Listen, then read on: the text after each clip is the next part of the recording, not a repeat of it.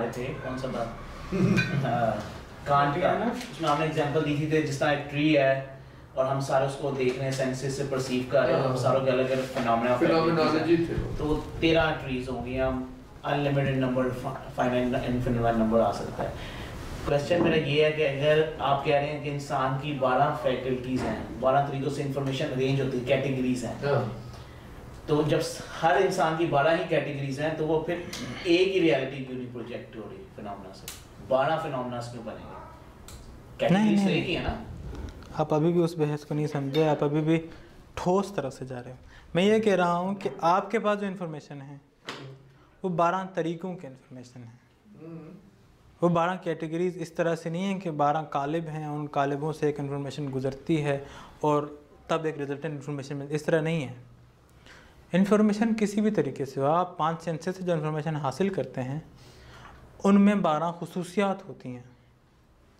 वो इसलिए नहीं होती कि, या यूँ कहो कि कोई एक ख़ास हमारी खासियत है जो इस तरह की है, हमारी इन्फॉर्मेशन में वो खुसूसियत हैं और ये एक फैक्ट है, इस तरह ये बात हुई है। ये नहीं है कि उसकी कोई वजह है कि वो क्यों है। लेकिन वो सारों की इसी तरह होंगी ना। हाँ, सारों की 12 इन्फॉर्मेशन का 12 खुसूसियात। अच्छा, उसमें एक है, मैं आपको भी याद दिलाऊं, उस इन्फॉर्मेशन को प्रोसेस करेंगे तो एक ही रियलिटी पे सब्जेक्ट तो अलग अलग है ना। ये देखें, एक कैटेगरी है जो आइडेंटिटी देती है, जो दूसरी सेल्फ को अज्यूम करने के लिए हमारे पास एक कैटेगरी है। अच्छा, उन 12 में से? हाँ, जो हमारी आइडेंटिटी को हमें बताती है और किसी और की आइडेंटिटी को हमें बताती है। अच्छा। किसी चीज़ की आइडेंटिटी को, हाँ, जब हम ये जानते हैं कि ये मुझसे फ़र्क है, ये डिफरेंस की आइडिया है, जब हम ये जानते हैं कि ये मैं हूँ और वो मैं नहीं हूँ, ये डिफरेंस है। सिमिलर उसमें ये है कि हम दोनों जो हैं एक जैसे हैं, हम ह्यूमनली सिमिलर हैं। तो सिमिलर भी कैटेगरी आ गई, 12 ठीक है। अब हम इसको एक दरख्त इसलिए मान रहे हैं क्योंकि हमारे पास कैटेगरी ऑफ सिमिलैरिटी है, इसलिए नहीं कि वो सिमिलर है। अच्छा।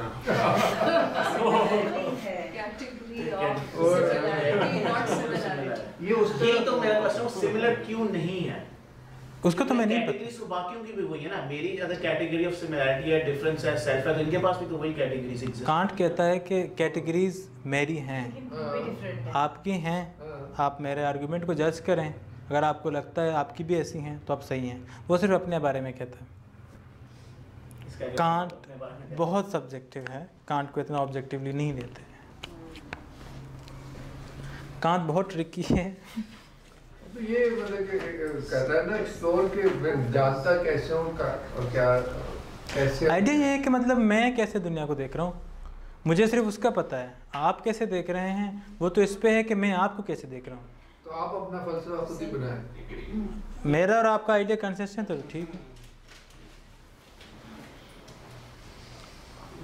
आप जो सवाल पूछते हो मुश्किल कोई ऑनलाइन है तो वो बड़ा पूरा एक स्ट्रक्चर नहीं करता है, आइडिया, इंट्यूटिव आइडिया, कॉन्शियसनेस। हम लफ्ज़ों को कंफ्यूज करते हैं। फिर वो जो इवेंचुअली उसको बेसिक एब्स्ट्रैक्शन से जो चीज़ को बनाता है, ख्याल बनाता है, हाँ, उस टाइप का प्रोसेस डिफाइन करता है। एक चीज़ होता है, उसको आप अगर फिलोसफी में बड़ा मज़े का होता है, एग्जिस्टिंग इन्फॉर्मेशन आपके पास है, हाँ, और आपने उनको सिस्टमेटिकली जस्टिफाई करना है। मेरे पास ये इन्फॉर्मेशन है कि एब्स्ट्रैक्शन है, मेरे पास ये इन्फॉर्मेशन है कि खुदा वजूद रखता है, मेरे पास ये इन्फॉर्मेशन है कि बीइंग है, ये सारे इन्फॉर्मेशन मेरे पास हैं, ये नहीं कि नहीं है। अब मैं यहाँ पे ये मानता हूँ कि दुनिया मादे के अलावा कुछ नहीं है, एक्सपीरियंसेस सेंसेस के अलावा कुछ नहीं है। मैं इस आइडिया को, इन दोनों के दरमियान जस्टिफिकेशन है, उसको मेटाफिजिक्स कहते हैं, उसको फिलोसफी कहते हैं। मेटाफिजिक्स ना करो, एपिस्टेमोलॉजी भी उसी का है। ये जो चेन है, इसको बिल्ड करने का एक पूरा तरीका होता है। कांट साबित करेगा खुदा को, ह्यूम भी साबित करेगा खुदा को कि वो ख्याल क्या है। हर कोई इन तमाम ख्यालात को साबित करते हैं। एब्स्ट्रैक्शन कांट के यहाँ है, मगर वो एब्स्ट्रैक्शन उस तरह की नहीं है जिसको हम रियल मानते हैं। वो रियल नहीं है, वो उसी तरह का एक सब फिनोमेना होता है, उसको एपिफेनोमेनोलॉजी फिनोमेना कहते हैं। एक नोमिना है जिससे हमें फिनोमेना मिलता है, ये तो सीखी है, ये सीखा है। एक और चीज़ होता है, जैसे कि हमने कहा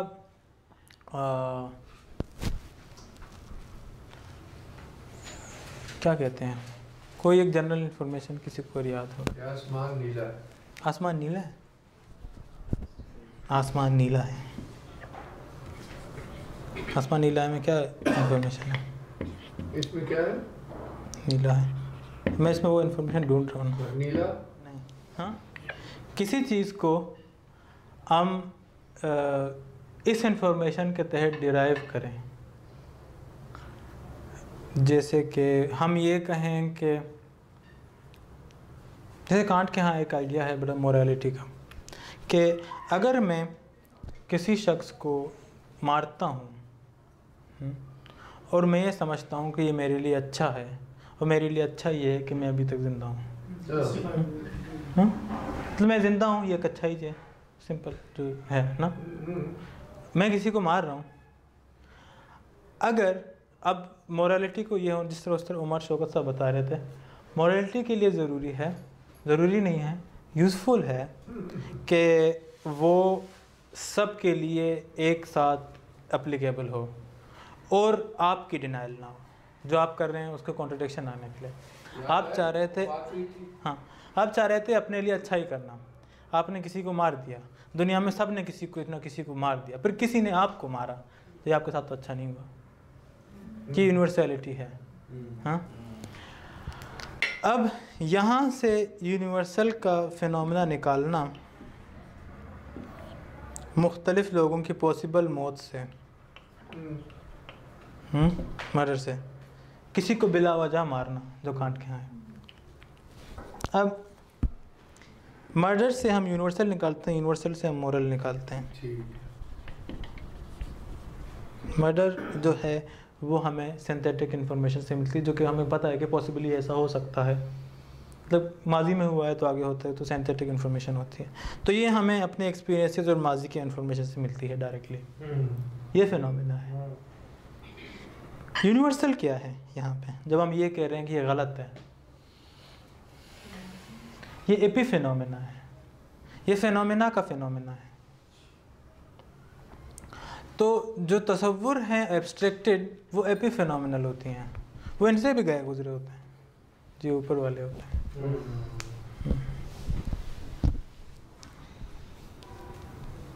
अब आप बताएं। तो और कोई मतलब सवाल? कुछ फिर कंक्लूड करें ना, कंक्लूड कर दें। कंक्लूड से हमने पहले किया था कि इस पूरे बहस में आपने समझा क्या, सुना क्या, और मैं कहना क्या चाह रहा था।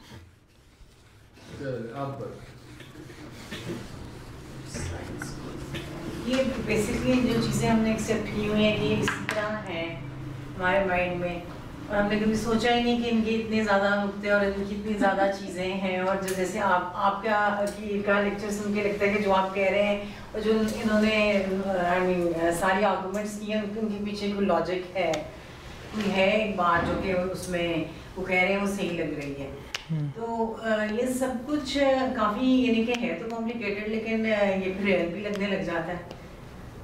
आप सोचते हो या फिर आप कहते हो कि चाहिए तो सही ही लग रहा है जिस तरह ये कह रहे हैं, उसकी जो आर्गुमेंट या लॉजिक थी उसके बिहाइंड कोई रीज़न है। It's not something in the air, हम ये डिनाई नहीं कर सकते कि इसकी एग्जिस्टेंस है ही नहीं है, इसका वजूद है जो आपने पढ़ाया है। There is something to it. अगर हम खुद अपने उन पे ज़रा डिटेल में पढ़ें तो फिर हमें बेहतर समझ आएगी। हाँ, अब अस्नाइन की बात सुन। मेरी बात आपने क्या समझा इससे, या क्या मतलब ओपिनियन जो बनाना है मॉडर्न वर्ल्ड में, ओपिनियन फॉर्मेशन के लिए मॉडर्न वर्ल्ड ज़्यादा तो यानी कि हिस्ट्री ऑफ आइडियाज पे फोकस था ना, हमें पर्टिकुलर समझ आए ना आए वो मकसद नहीं है। मकसद ये है कि इंसानियत ने रेनेसांस ऑनवर्ड्स और उससे पहले भी इन मसलों पे सोचना शुरू किया, और स्टेप बाय स्टेप हकीकत क्या है, उसको जान कैसे सकते हैं वगैरह, ये बहस। अकीला आप बताएं फिर। सही आलिया, आप कुछ कहना चाहें? नहीं, मैं यही कह रही थी, ऐड कर रही थी कि what is knowledge exactly, science को प्रूव करना चाह रहे थे, what is science, there are just different ways to, I mean But this actually hell lot going on so बहुत everybody had their school of thought, I mean everybody was. अच्छा, एक तो यह है कि फ़िलासफ़ी में सोशल साइंसेस की तरह नहीं है, everybody is school of thought नहीं होता। रियलिटी है, आपको लगता है जस्टिफाइड है, सही है, नहीं लगता है वो गलत स्कूल है। इस तरह नहीं है कि दो पैरेलल स्कूल चल सकते हैं, तो पैरेलल स्कूल नहीं चल सकते। मतलब ये एक बहुत पोस्ट मॉडर्न आइडिया है जो हम इसको मान चुके हैं कि हर किसी का व्यू पॉइंट होता है, किसी का एक व्यू पॉइंट नहीं होता। रियलिटी होती है, आप जस्टिफाइड इन्फॉर्मेशन दे सकते हैं, नहीं देते, दो पैरेलल सही नहीं होते। जब दो पैरेलल सही होते हैं तो क्या होता है, वो खैर उमर साहब बताएंगे, वो किसी और का मेटा नैरेटिव होता है। आप चला रहे हैं तब भी मेटा नैरेटिव होता है, तब भी आप नहीं बोल रहे, कोई और बोल रहे होते हैं। वो एक और मसला, वो तो उमर शौकत साहब आपके साथ पूरी बहस है उसके। नहीं, आप जो बात कर रहे हैं उसको क्लियर करें। अभी क्या कह रहे हैं? मैं ये कह रहा हूँ कि ये कहें कि अब एक टाइम पे दो ग्रोह एग्जिस्ट करते हैं, जिनको रियलिस्ट कहते हैं, जिनको एंटी रियलिस्ट कहते हैं। अभी एक टाइम पे करते हैं और अभी आपने कहा नहीं कर सकते।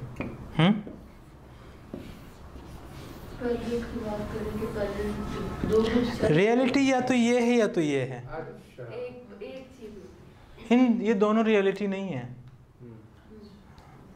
कंसिस्टेंट या तो ये होगा या तो ये होगा। जब आप मानेंगे, आप दोनों को नहीं मानेंगे, मानेंगे या फॉल्स, हाँ, या दोनों को फॉल्स मानेंगे, या दोनों को फॉल्स मानेंगे, तीसरी एक निकलेगी। हाँ, तो तीसरी आप किस बुनियाद पर कह रहे हैं? जो हिस्ट्री और फिलॉसफी उससे ही हमें नजर आता है। मतलब जो फिलॉसफी है वो मुख्तलिफ आइडियाज़ नहीं हैं, वो किसी के पर्सनल ओपिनियन नहीं है, वो रियलिटी के ऊपर कमेंट्स हैं, वो उसको रियलिटी उसी तरह मान रहे हैं उस ज़माने में। मतलब अभी भी जो जिस तरह से पेश करूँ उसी तरह एक्चुअली उसको रियलिटी मानते हैं। इवन मेटा नैरेटिव वाले जो डिकंस्ट्रक्शनिस्ट हैं वो कहते हैं और मानते हैं, अगर ना माने तो खैर धोखा दे रहे हैं, मगर वो मानते हैं कि वो एक नैरेटिव है, वो उसी को हकीकत मानते हैं। लैंग्वेज में फिर दो इंटरप्रिटेशन एट अ टाइम नहीं हो सकती। लैंग्वेज में दो इंटरप्रिटेशंस एट अ टाइम नहीं हो सकती। अब सवाल ये है कि हम माने कि लैंग्वेज में दो या मल्टीपल इंटरप्रिटेशन होती है, तो इसका क्या मतलब है? इसके हिसाब से तो फिर बात ही नहीं हो सकती, कोई भी इंटरप्रिटेशन नहीं होती, ये निहिलिज्म है। सीधा सीधा ये कहते हैं कि कोई भी नहीं होती। सबको मानने का मतलब यह कि आप किसी को भी नहीं मानते, क्योंकि सबको तो नहीं माना जा सकता, कोई तो कॉन्ट्राडिक्टरी होगा दरमियान में। इधर इसमें इसको कॉन्क्रीटली समझ चाह रहा हूँ कि जो डेकार्ट जिस मसले में था उसने पूरा जो सिस्टम बनाया, तो उसके ज़माने में क्या था? क्या मतलब? तो बन रहा था सिस्टम, कौन वो बना रहा था। क्यों नहीं, क्या आप सवाल आप क्लियर करें, मैं समझ नहीं पा रहा। वो अपने से ज़माने से हट के नहीं कुछ बना रहा था। नहीं, वो तो एक अलग बात है, उसकी हम बात नहीं कर रहे। हम ये बात कर रहे हैं कि जो बंदा, अगर एक शख्स कहता है कि जैसे डेकार्ट्स है, वो ये कह रहा है कि आज सिर्फ ये मान लो और ये जान लो, इतना काफ़ी है सबके लिए। अगर डेकार्ट्स ये कहता है कि बैक वक्त एक माइंड एग्जिस्ट करता है जो नॉन मटेरियल है और एक बॉडी एग्जिस्ट करती है जो मटेरियल है, और दोनों आपस में कोरिलेट करती हैं और एक साथ चलती हैं। और हॉब्स कहता है कि ऐसा नहीं है, एक बॉडी है जो मैकेनिकली ऑर्गेनिज्म एक स्टाइल में चलती है, उसमें कोई नॉन मटेरियल है नहीं। ठीक, हाँ, वो मटेरियलिस्ट था, याद है। एक रिडक्शनिस्ट मटेरियलिस्ट है, दूसरा आइडियलिस्ट है मगर मटेरियलिस्ट है। अब डेकार्ट्स जो है वो रियलिटी को इंटरप्रेट कर रहा है, इंटरप्रिटेशन उसकी है, वो कमेंट्री है, उसके कमेंट है रियलिटी पे। हाँ ठीक है, वो उसकी ज़ाती ख्याल नहीं है कि मैं ये मानता हूँ कि दुनिया इस तरह है।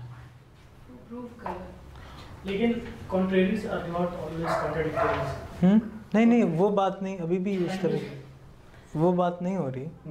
बात सिर्फ और सिर्फ ये हो रही है कि फ़िलासफ़ी में या साइंस में ये बहसें जितनी हैं, इनको जब आप यूं देखते हो कि हर किसी की ज़ाती राय है, तो ना आप बहस कर सकते हो, ना आप बात कर सकते हो, ना कुछ जान सकते हो। तो ये किसी की ज़ाती राय नहीं है, ये उनका व्यू है अबाउट रियलिटी, उनका व्यू नहीं है, ये जस्टिफिकेशन है रियलिटी की। इसको देखने का तरीका ये है कि डेकार्ट तब गलत होगा जब ये जस्टिफिकेशन गलत है। जब आप मानेंगे कि उसकी ओपिनियन है तो होती रहे उसकी ओपिनियन, हमें क्या फ़र्क पड़ता है कि किसी की क्या ओपिनियन है। ओपिनियन बेस्ड नहीं है। हाँ, अगर आप ये माने कि जस्टिफिकेशन है तो हम कहेंगे कि भी ये बंदा गलत है, तो जस्टिफाई ही नहीं था, आइडिया तो इस तरह नहीं है, हकीकत कुछ और है। लेकिन वो जस्टिफिकेशन भी तो उसके व्यू से आ रही है। क्या जस्टिफिकेशन लॉजिक से आती है, उसकी ऑब्जर्वेशन से आ रही है ना, उसकी ऑब्जर्वेशन फ़र्क है, उसकी आर्गुमेंट फ़र्क है। एक आर्गुमेंट होता है, एक आपके सिर्फ व्यू पॉइंट होती है, आप आर्गुमेंट से जस्टिफाई करते हो किसी चीज़ को। तो जस्टिफिकेशन सही होनी चाहिए, आपके इन्फॉर्मेशन के साथ कंसिस्टेंट होनी चाहिए। जस्टिफिकेशन के लिए टेक्नोलॉजी की ज़रूरत नहीं होती, जस्टिफिकेशन के लिए वक्त के आगे पीछे होने की ज़रूरत नहीं, तो किसी लॉजिकल कंसिस्टेंसी चाहिए। वो अरस्तू के ज़माने में वही थी जो आज है, वो आज तक नहीं बदली। ठीक है, वो एक ही चीज़ है, तब भी इसी तरह जस्टिफाई होती है। इसीलिए हमें अरस्तू समझ में आता है, हमें सारा समझ में इसीलिए आ रहे हैं क्योंकि जस्टिफिकेशन सेम है। लैंग्वेज तो बहुत फ़र्क है सबके, लैंग्वेज में तो सारे पढ़े हुए हैं कि इसका मतलब कुछ और होगा तो सारी जस्टिफिकेशन हिल जाती है। मगर जो लैंग्वेज ये रखेंगे तो जस्टिफिकेशन सबके लिए सेम रहेगी कि हाँ इसी तरह से जस्टिफाई होती है। अच्छा, आप थोड़ा सा डीकंस्ट्रक्शन को डिफाइन करते हैं। डीकंस्ट्रक्शन क्यों? हम तो हिस्ट्री ऑफ साइंस स्टडी कर, हम किसी और चीज़ पे इसका इस वाले व्यू की बात, इसका मतलब ये जो अगला lecture multiple schools of thought नहीं हो सकते। हाँ, मल्टीपल स्कूल्स ऑफ थॉट नहीं हो सकते सोशल साइंस का, एक ही चीज़ सही होगी जब आप सोचेंगे, हाँ बाकी सारे पर गलत है। नहीं, आप जो तय करेंगे ना कि भाई दुनिया इस तरह की है, रियलिटी ये आप एक व्यू पॉइंट नहीं दे रहे, आप अपनी परसेप्शन ऑफ रियलिटी के ऊपर बात कर रहे हो, तो उसको जस्टिफाई होना होता है। ठीक है, किसी और को इसी एंगल से देखना चाहिए, स्पेशली जो फिलोसफी साइंस और इस डोमेन के लोग हैं। ये कोई ख्याली चीज़ नहीं है, ये एक कंसिस्टेंट सिस्टम।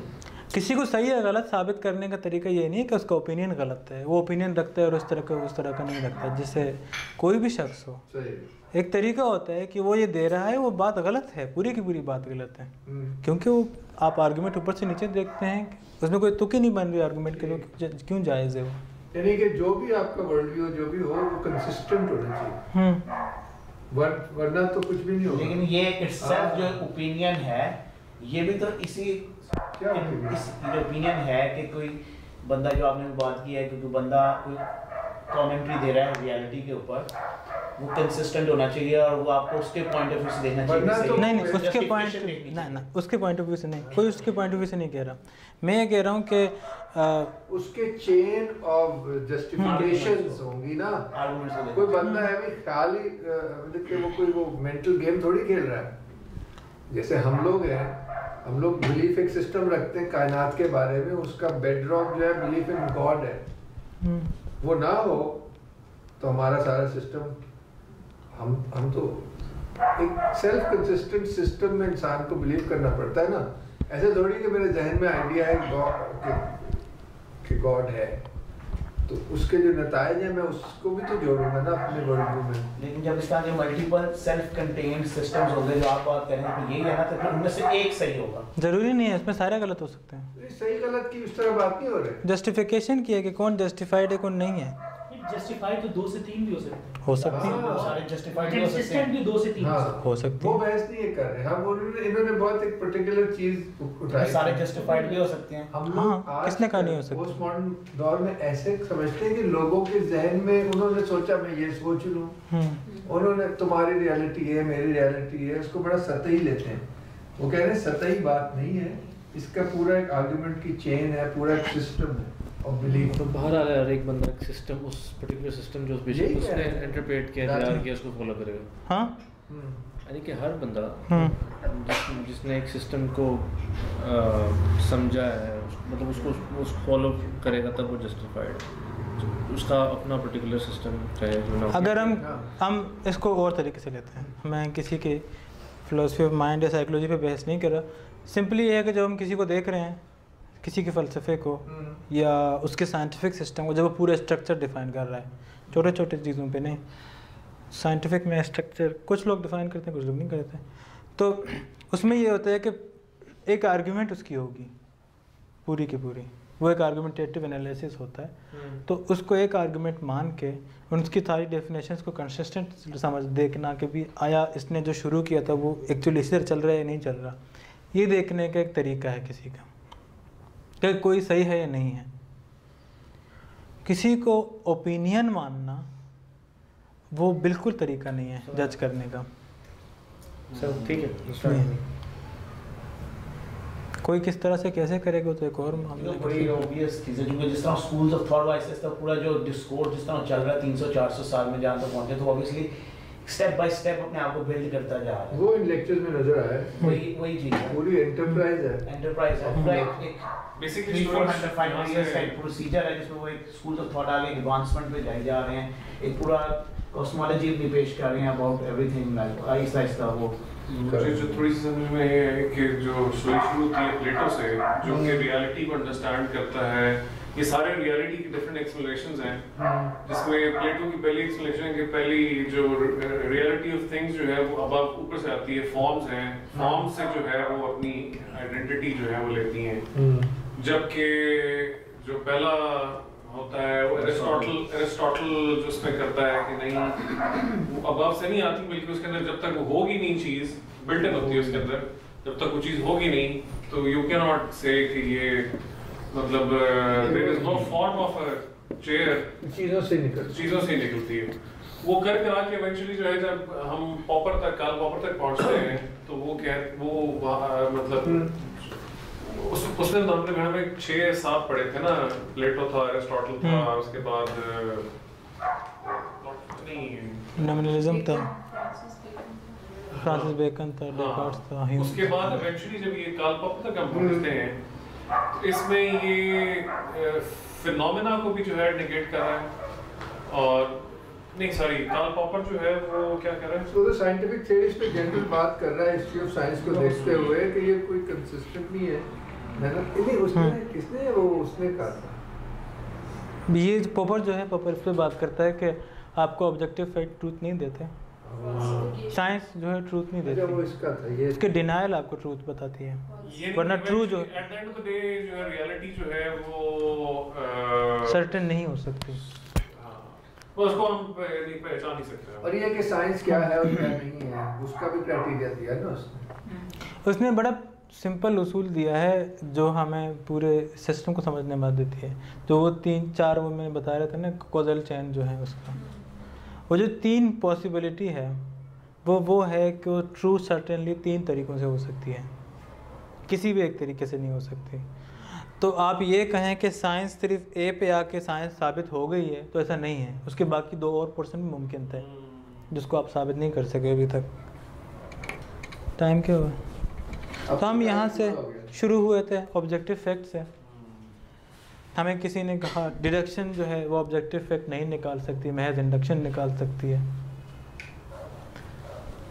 जो पूरी मॉडर्निटी की बहस है जिसके ऊपर मॉडर्निटी को ताने मारे जाते हैं, वो ये है कि उन्होंने कहा था कि इंडक्शन एक बेहतर सिस्टमेटिक सिस्टम ऑफ नॉलेज देगी, और इंडक्शन के तहत हम उन क्या कहते हैं परवर्जन ऑफ नॉलेज जो वो कहते हैं उसको, जो आइडियलिस्टिक नॉलेज होती है, जो रिलीजियस होती हैं, जो अनडिफाइंड नॉलेज होती है, हाँ इसको मेटाफिजिकल तो कुछ और वजह से उसको कहते हैं। ये 19वीं सेंचुरी तक उसको मेटाफिजिकल नहीं कहते थे, मेटाफिजिक्स भी 19वीं सेंचुरी तक मेटेरियलिज्म का हिस्सा था। ये 19वीं सेंचुरी में पॉजिटिविस्ट आते हैं, वो कहते हैं कि हम एक्चुअली नहीं मानते मेटाफिजिक्स को, तो ये इनके हाथ मेटाफिजिक्स होती है, ये मेटाफिजिक्स यूज़ करते हैं तो इनके यहाँ ये लफ्ज़ नहीं है। तो वो कहते हैं कि हमारे पास एक सर्टेन तरीका है नॉलेज का, एक ऑब्जेक्टिव वर्ल्ड है और हम सब उस तरीके से चल सकते हैं। और ऑब्जेक्टिव वर्ल्ड में एक ऑब्जेक्टिव फैक्ट होता है, वो साइंस हमें देती है। साइंस ने कहा कि उस साइंस की पूरी मटेरियल बुनियाद जो है वो एक कुलिये पे खड़ी है, जिसको हम जौहर अरबी में कहते हैं या एटम कहते हैं। एटम फॉर्म नहीं है।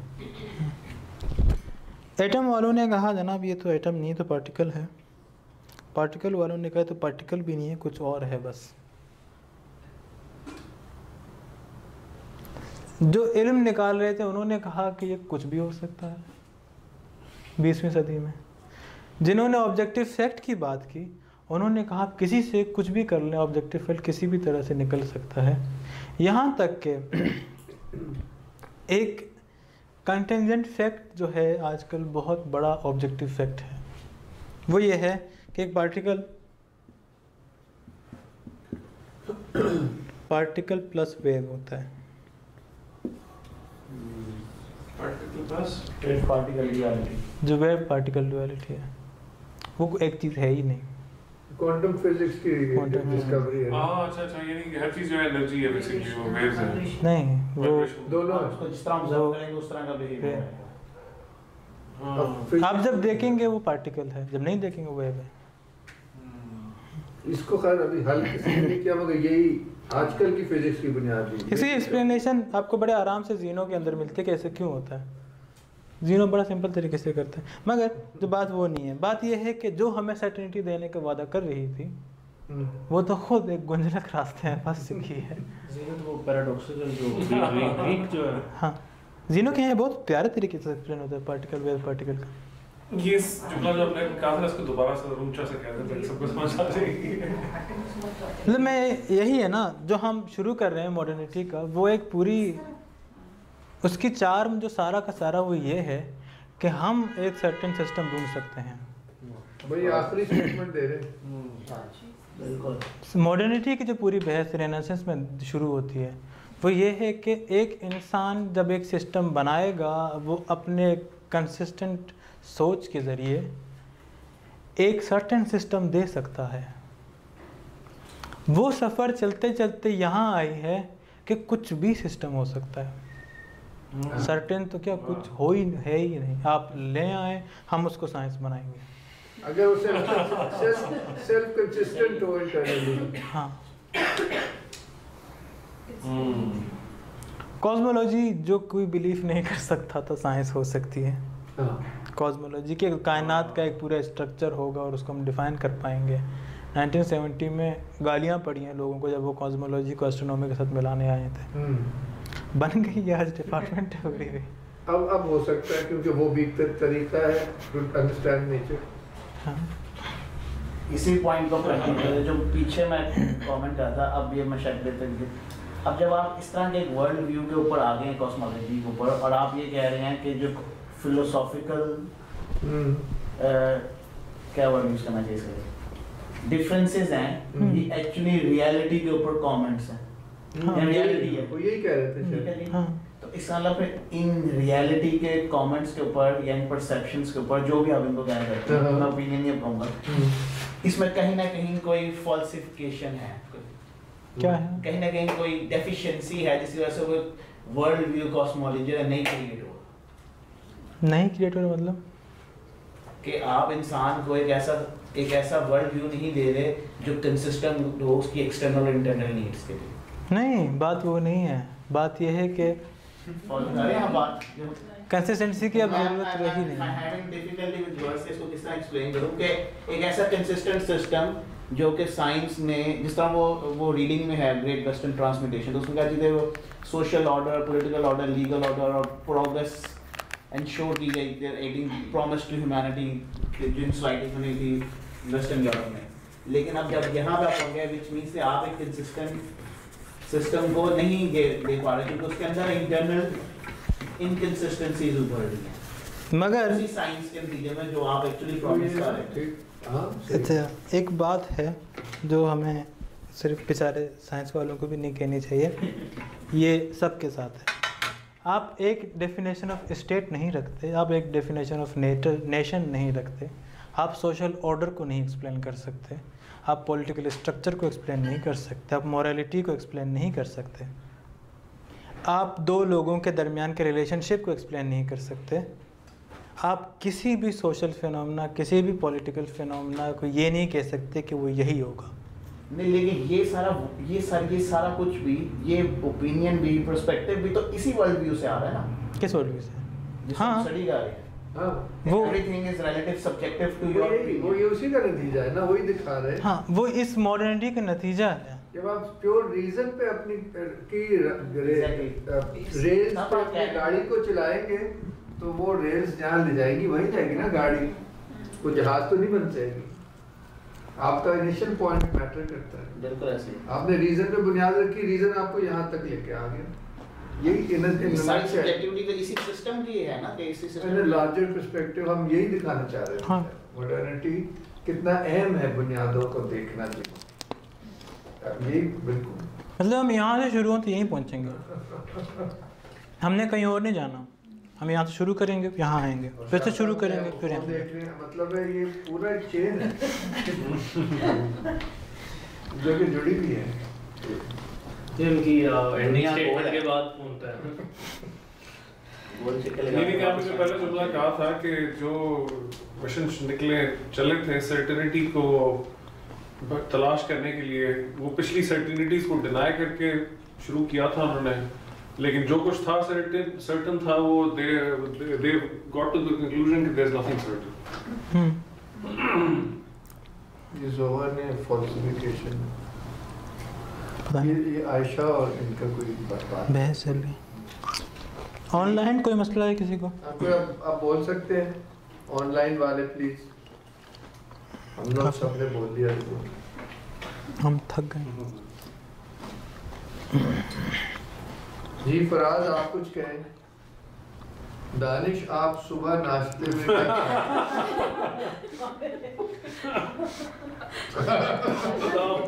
बादाम खाते ठीक, नेक्स्ट क्वेश्चन। जो वेव्स और पार्टिकल वाली बहस है ना, वो ये है कि तब तक वो सवाल ना करें। एक चीज़ है ज़ेनो का, ए से बी तक जब मूव करेगी, जहाँ आपको नज़र आएगी वो एक पॉइंट होगा। ये वो एरो वाला है, if you short an arrow from point A unlimited development होती है। दोबारा बात बोलो। नजर आएगी जब वो एक यूं करके यूं मूव कर रहा है, यहाँ आपको नज़र आया, यहाँ नज़र आया, यहाँ नज़र आया। आप जितने करीब लेके जाते जाएं वो एक पॉइंट पे नज़र आएगा। जो वो पॉइंट पे नज़र आएगा, जो भी ऑब्जेक्ट अपने साइज़ की स्पेस में होगा वो कांस्टेंट होता है।